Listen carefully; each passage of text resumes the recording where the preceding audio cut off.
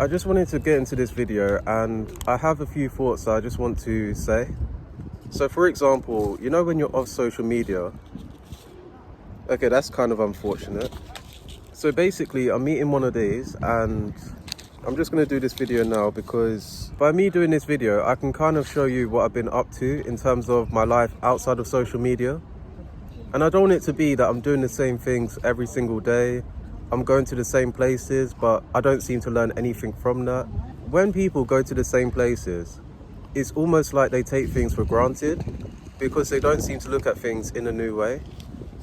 And I just wanted to say that, for example, this is what I'm doing outside of social media because I took an intentional break off it.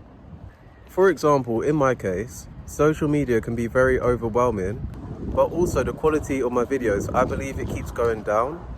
But I know I shouldn't think like that. It's only because you need your ideas to go a certain way because, you know, for example, how you imagine a video is going to be.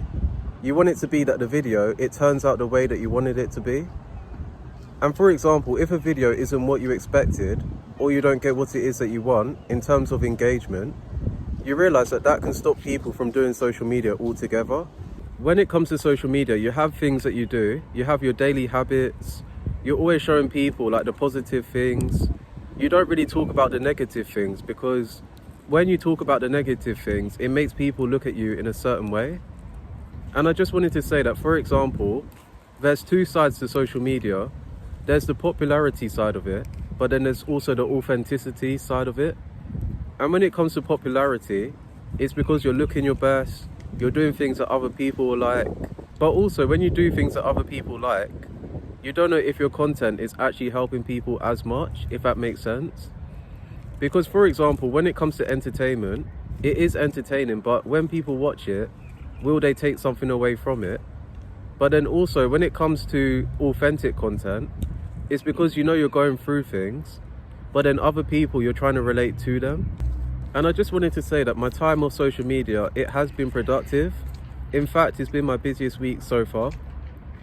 And I only have one day off just to really at least reflect, but then also take my mind off things. So for example, this week has been a busy week for me, and I purposely took an intentional break off because I feel like when you take a break and you take a step back, you realize it's much better than quitting because you know you're going to come back eventually. For those of you that do content, you think about how to make every single thing that you're doing into content. Because for example, I could have just sat here and just looked at the view that I'm seeing, but instead I'm thinking about how I can do content. Because that's the thing, when you have something you're passionate about, when you have a reason for what you're trying to do, and you feel like it's not only helping yourself, but it helps other people, you're more likely to see it through. And I just wanted to say, for example, I'm just here at least like reflecting on my thoughts. I'm here thinking about other video ideas. I'm also talking to people that actually follow me as well. Because by people following me, it's because they like my content. And also when you do content, you meet so many new people. I wanted to make this point clear because, you know, for example, when you're always chasing the next big thing, you're not really grateful for the things that you have. Being content and being grateful for where you are is two completely different things. I wanted to say this because I need to throw this in the bin, honestly. It's literally going all over my trousers. I wanted to say there's a difference between being grateful and being content with where you are. Because for example, when you're content, it means that you're not doing anything to change. You're not looking at things in a new way. But then also when you're so content, it's because you've kind of given up on what it is that you want. But when you're grateful, it's because you're grateful for what people have done for you. You're grateful for what people have said to you so that you can become better. And you realize that when you're grateful, it means that you don't take things for granted. And then when you have the bigger and better things, you're going to start to take care of it. When you start to focus on the things that you have now and you're beyond grateful, and you start to take care of them as if it's your prized possession, you're more likely to get more things. And then you start thinking in abundance. You're thinking in abundance and not in scarcity. Because for example, when you're grateful, you're also thinking positively. When things are taken away from you, that is when you start to become more grateful. And I just wanted to say that when it comes to you not being grateful, it can also lead to a scarcity mindset. Because for example, when things are taken away from you, you start panicking, you start thinking, how can I get it back? That I'll never get this chance again. And I do understand that sometimes quality over quantity is very important. But when it comes to you having more conversations with other people on a one-to-one basis, you start to learn more about yourself. You start to learn how you interact with other people, the things that you like to do, the things that you don't like to do.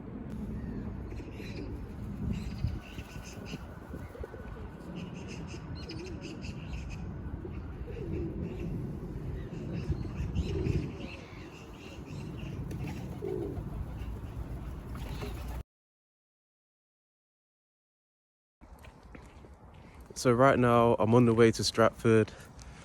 It's early in the morning, and before I do, look at my fit. Yeah, that's kind of my fit today, and it's something light, but at the same time it's comfortable, it's casual, it's modern, and you wouldn't see me leaving my house just wearing anything. I want you all to look at the fit right now because, yeah, just have a look. I'm not doing too much, but I'm also like doing enough. And I just wanted to say, in terms of me going to Stratford, it's because I just wanted a change of scenery. So right now I'm on the way to Stratford, but before I do, I just want to get my morning steps in. And if you see tears on my face, it's probably like tears of joy. It's not because like I'm upset or anything, it's just the way that I be looking sometimes.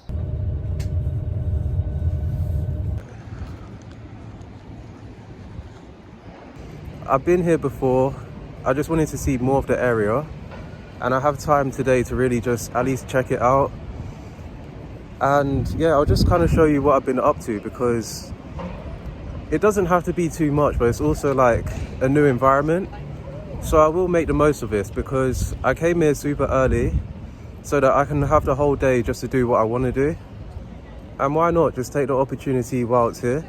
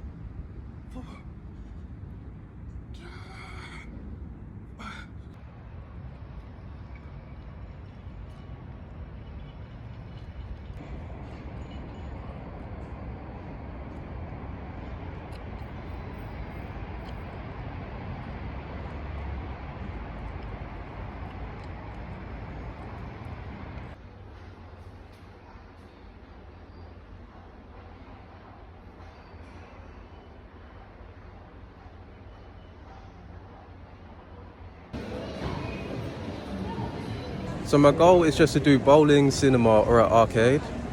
And I'm still thinking of what I'm trying to do.